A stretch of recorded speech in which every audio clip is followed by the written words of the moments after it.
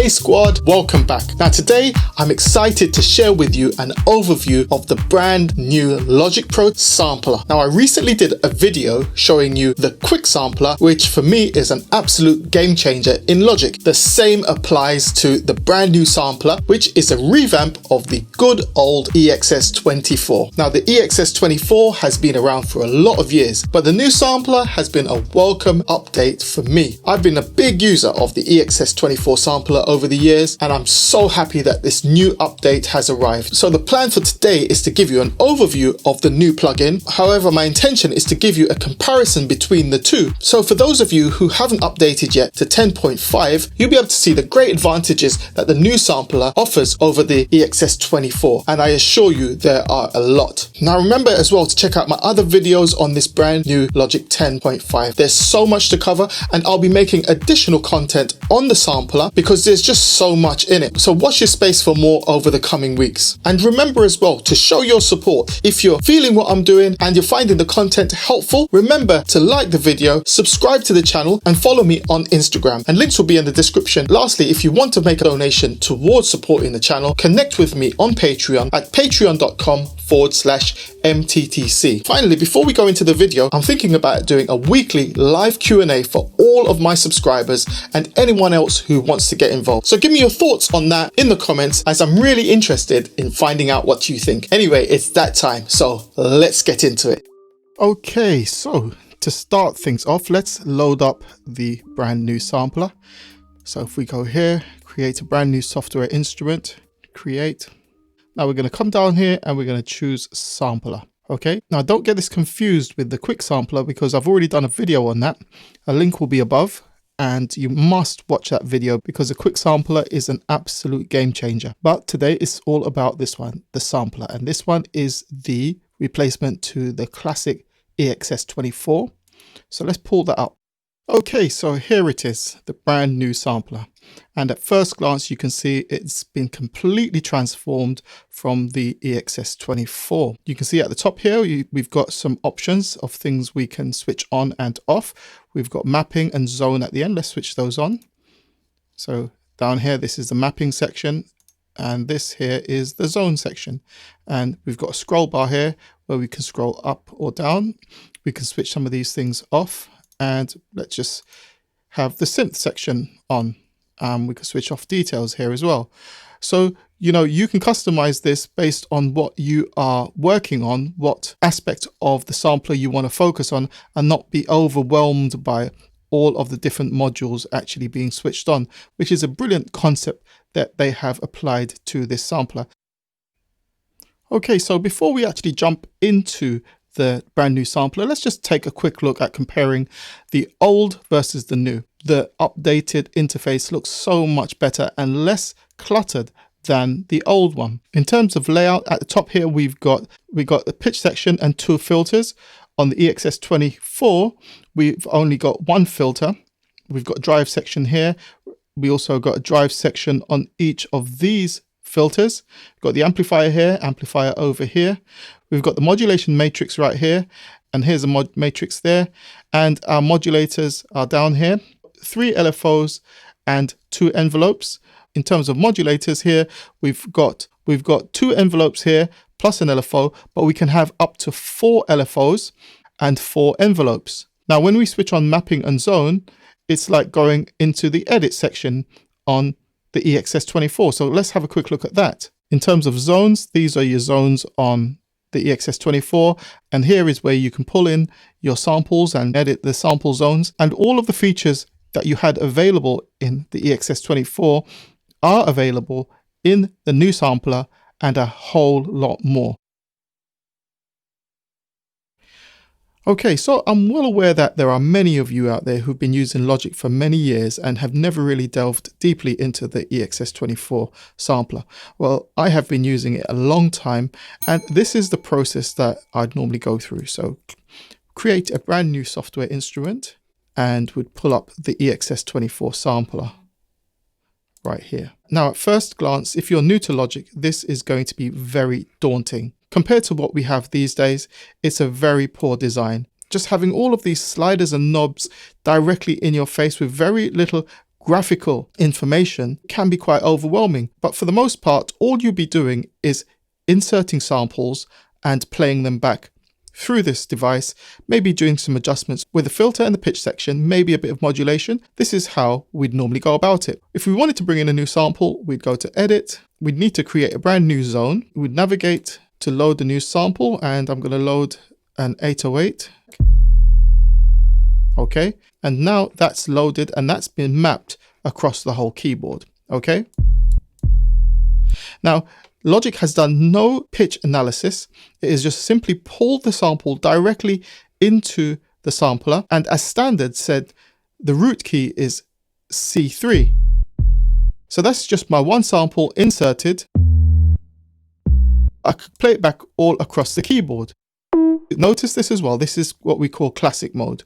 If I press C3, look at the length of the sample. And now if I press C6, it's very short. Of course, the higher up the keyboard we go, the shorter the sample, and the lower down the keyboard, the longer the sample. The next thing we'd need to do is come here and we'd need to save our new patch, and we're going to call it 808. Come out of here, and that sample is now ready for action.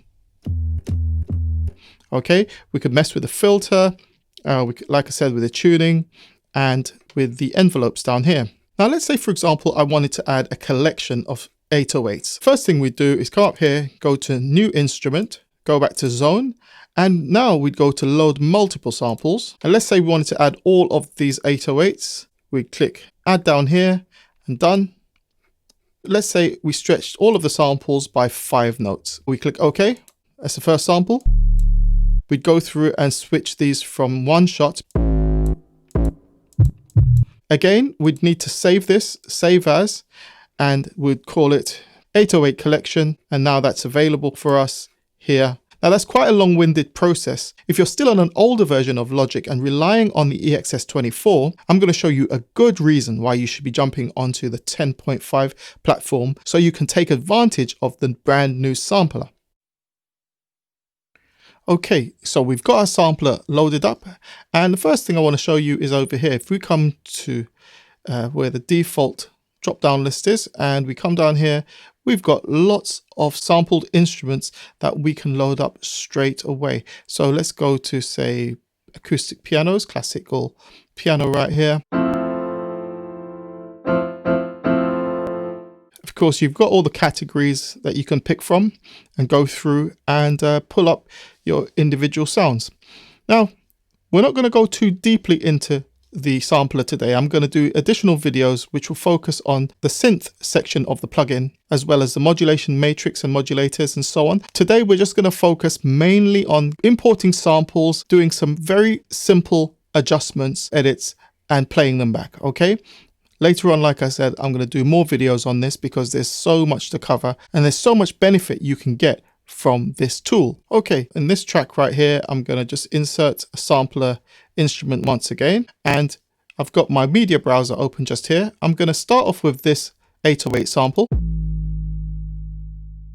Now I want to get this into the sampler. This is our track. It's been selected. All I need to do is grab the sample, bring it over here, and hover over the sampler instrument. Okay, and now I've got two options. I can add using the chromatic map or the optimized map. Let's start off with the chromatic map.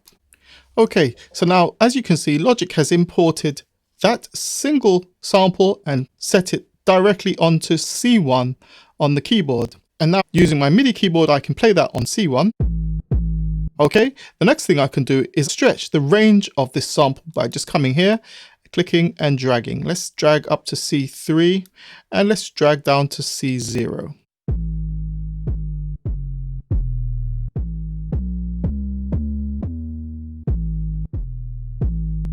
Something to bear in mind, no analysis has taken place. This has just plonked it directly onto C1. So this mode that we're working in, it would be considered classic mode. If we were to stretch this, say, up to C5 or maybe even beyond, you can now hear the length of the sample is really short and it sounds a lot faster. Whereas if we come back down here, That's the proper length. If we go further down the keyboard, lower down the keyboard, it's a lot slower. Okay, so this is what we'd consider to be classic mode. All right, let's try that one more time, but this time we're going to use the optimized option. So come out of here. Okay, so I've cleared the sample from the sampler, and once again we're going to pull the same sample in. We're going to come up here, we're going to hover over this, and we're going to go to optimized map. Okay, so here's part of the magic of this new sampler. Logic has analyzed the pitch of the sample and mapped the sample across the entire keyboard. It has also found the root key, analyzed it and found that it's G#0. So that's where your root is. Unlike in our previous example, it just plonked it on C1 and then you mapped it accordingly. This has auto mapped it across the keyboard, and now everything is exactly in key. You'd also notice here there's a bit of tuning. So it detuned the sample just slightly for it to fit well on G#0. Also, it automatically adjusted the volume -6 dB and stretched the range of the sample across the entire keyboard all the way down to C-2 up to G8. This is just fantastic. Now here is where the sample is, and you can load up additional samples and layer them on top of each other, which we'll do in another video. But we're just going to close this pane right here by clicking on this, and let's just play this on my MIDI keyboard.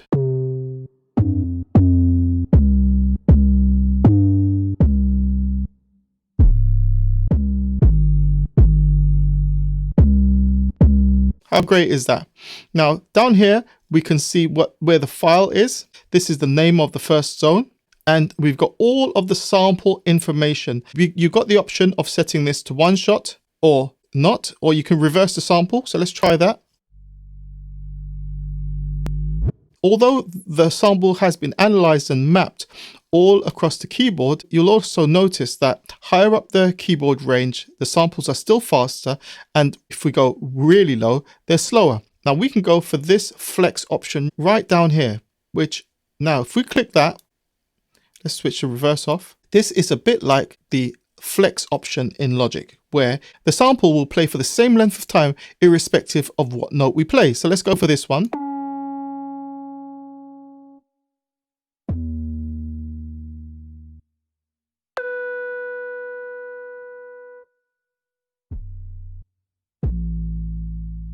Okay, now that is absolutely brilliant. You can also switch this on, follow tempo. So if we were to speed up the song or slow down the song, it will maintain the same length. And these are some of the fantastic new additions to the sampler, which we didn't have in the EXS24. Okay, so let's try something else. I've reset the sampler, so there's nothing actually in there. And we're going to try pulling in one of these samples from my Juno 106. Okay, sounds very much like something you'd hear in Stranger Things. Let's grab this and we're going to pull this over again, and we're going to hover and we're going to go for optimized map. As before, the sample has been mapped across the keyboard, the key has been analyzed, and the root of this sample is E0. There's been a slight bit of tuning and a bit of volume adjustment, okay? Now, Logic has actually automatically put in a loop zone here, okay? So let's try that. It's quite a long sample anyway, but let's try that and let's see what happens when we play this note.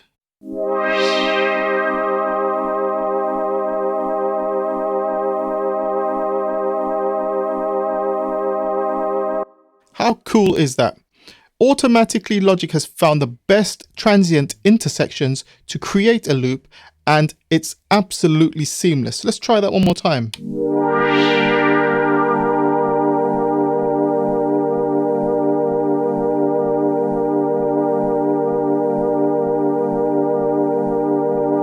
How brilliant is that? The other thing that we ought to do is switch on the flex here, so the sample doesn't slow down or speed up over time.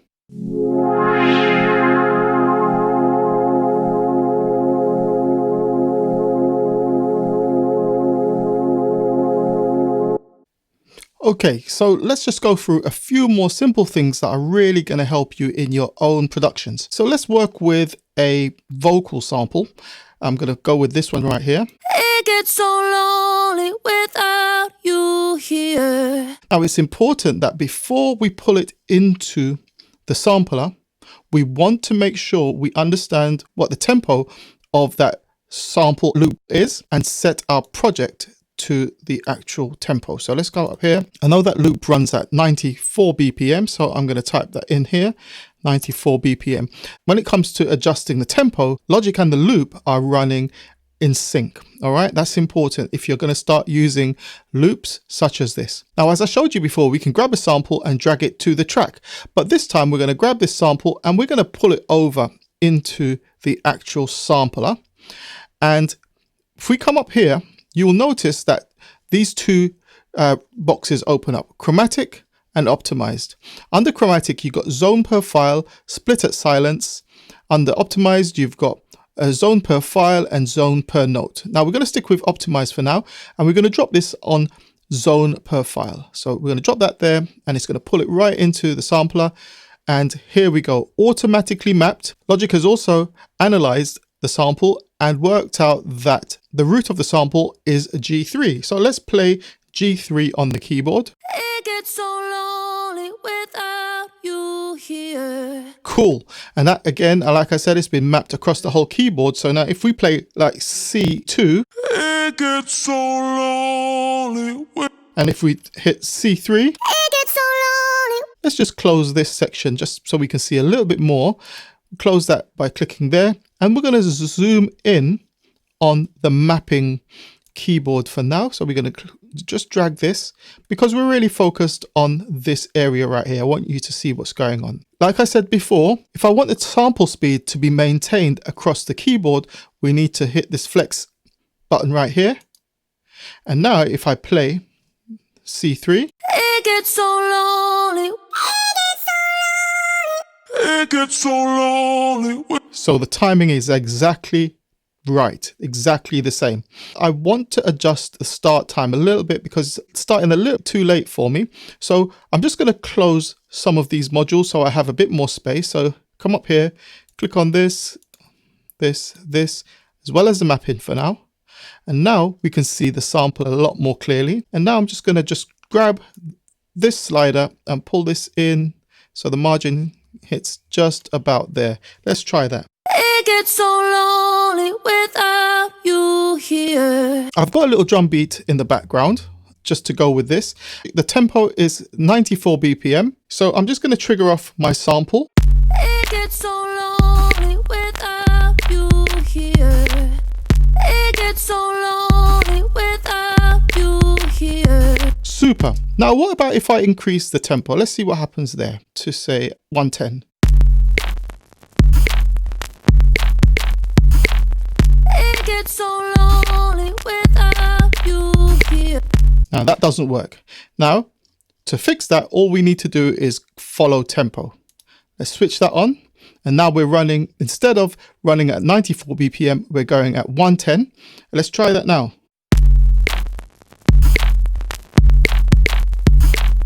It gets so lonely without you here.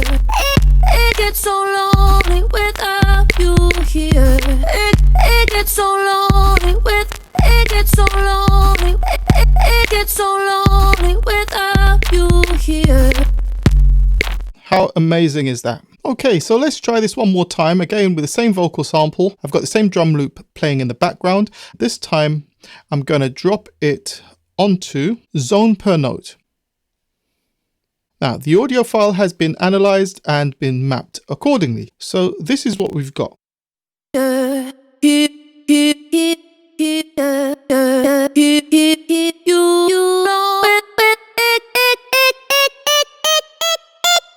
Okay, so what's happened is the sampler has chopped up the sample based on the notes included in the sample and mapped across the keyboard. So having analyzed the audio file, it determined that this particular section of the sample should be placed on G3. How about this one? This particular note should be placed on On F3, let's play the drum loop.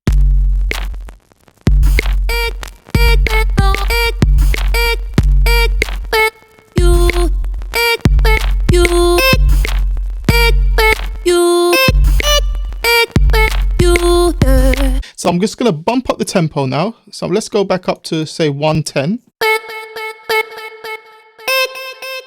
Cool. Now the other thing I want to do is I want to come up to the synth. So let's pitch this way. So my first note is now, instead of B flat, it's going to be on A3. Let's close these, close this, and we're just going to leave these open. Great. I'm going to play back my loop and I'm just going to have a little mess around and see what we come up with.